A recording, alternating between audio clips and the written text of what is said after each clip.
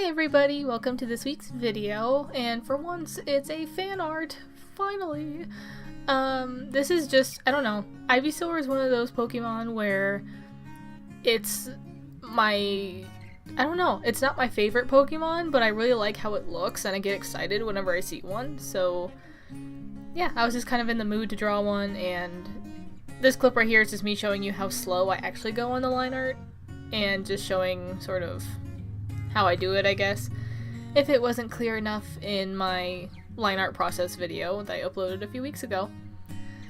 So yeah, and then later on I'm going to show you the difference between the finished Ivysaur, and the other ones, just to show the difference. Just because I felt like I needed to add something a little extra to this video. But yeah, this is like one of two fan art I think I've done on my channel. I don't know, I feel like I'm brainwashed from college and all the school I've had because it's like originals are the only acceptable thing. So yeah, it was really fun to finally be able to do some fan art, and I really want to do more because I have so many shows and games and stuff that I watch.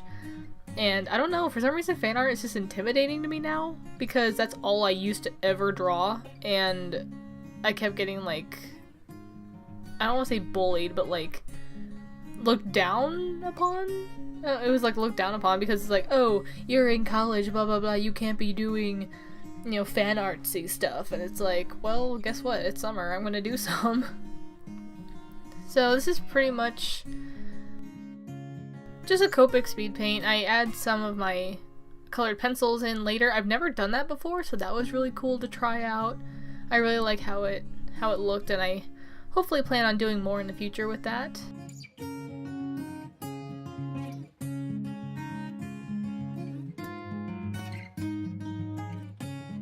I don't know, there's not really much to say about this picture. It's a fan art. Oh, those were just the markers for just the berries. All those markers are just for the berries. There's so many markers for this picture. I'm not even gonna list them. So I was trying something new with the background. I do like lineless backgrounds. I'm getting more and used to them more and more, especially with my twisty trees that I do. But I wanted to try something out for this one. And I don't show me doing all of the trees because I had to speed this up so much because I was going so slow. And I wanted to save some sort of battery on my camera, so I think I stopped it after the first or second tree, and I just did the rest of them off camera because it was just taking way too long, and honestly, they're probably my favorite part of this picture besides, like, the Ivysaurs. So, yeah. They took forever, and it was, yeah.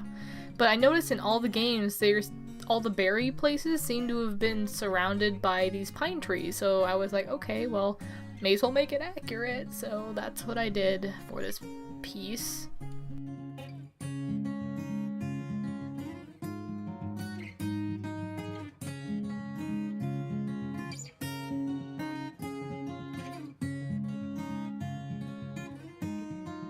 And I added a Swablu and a Combee in the piece just because I felt like it was sort of empty back in the background with just the trees and just looked boring, so I added some other little small Pokemon besides the Bulbasaurs just because I felt like it needed something in like just a different color besides green in the picture, because it was starting to all look like the same color green, and like whenever I did color studies and like my sketches and stuff, it looked empty and just boring, so that's why I added them back there. I know they're not from Gen 1, but technically in Pokemon X you could catch all the Pokemon somehow, so that's why I put them in there. Just, yeah.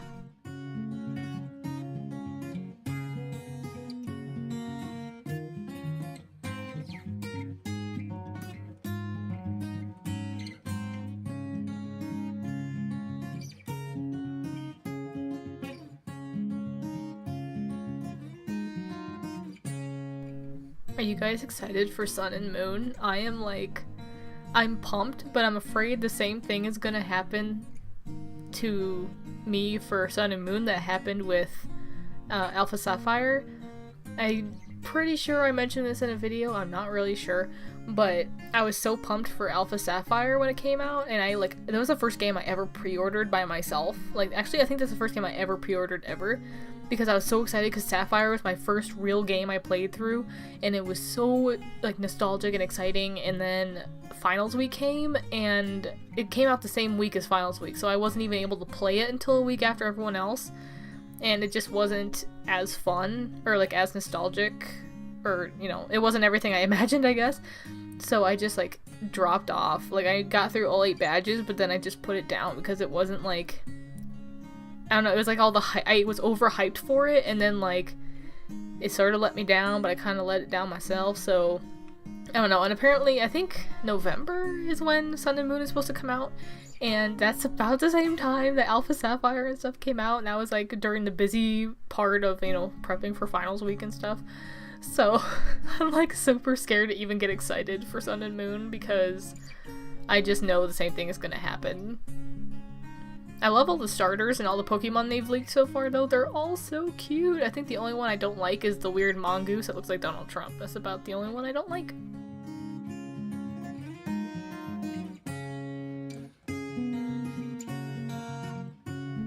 My favorite Pokemon game is probably Pokemon X. It's the only Pokemon game that kept my attention enough for me to go all the way through to the champion.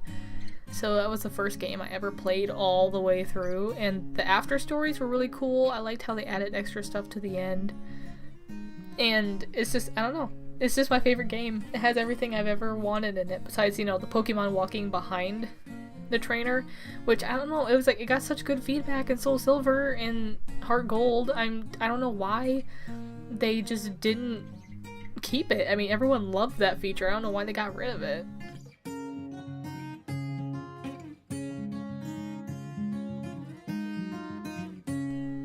Light sources are hard, guys, okay? So I was trying to make this, I think my brain thought one thing and my hand was thinking another. I don't know, because I was thinking, you know, oh, the sun is going to come from directly above because it's going to be like noontime and they're eating lunch.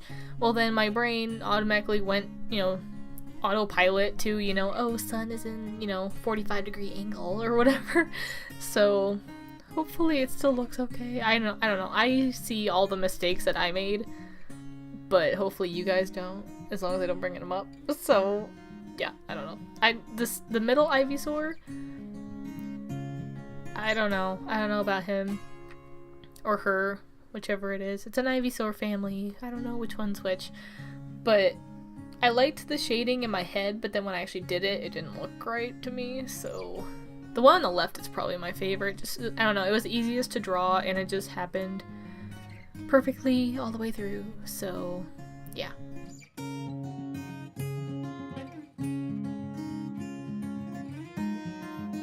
And then I just went in with my white Sakura Jelly Roll pen and just took out some harsh lines around some white areas like Swablu's wings and Combi's wings. Oh, and this is when I come in with my Prismacolor Premier colored pencils. I've had these since I was in 7th grade, guys. Like, these things are ancient, and they're probably what got me into art, like, seriously. So they're sentimental. I can't give these away. And this is my first time doing it. I was a little scared because I was like, oh, I don't know if the texture is gonna look weird, but I actually really like how it turned out, and I can't wait to experiment with it more. And it was really nice to just get some extra darker shadows where I needed it without messing it up too bad. So yeah, and then just putting storybook edges on it, and it's done. So thanks for watching, guys, and I'll see you next week.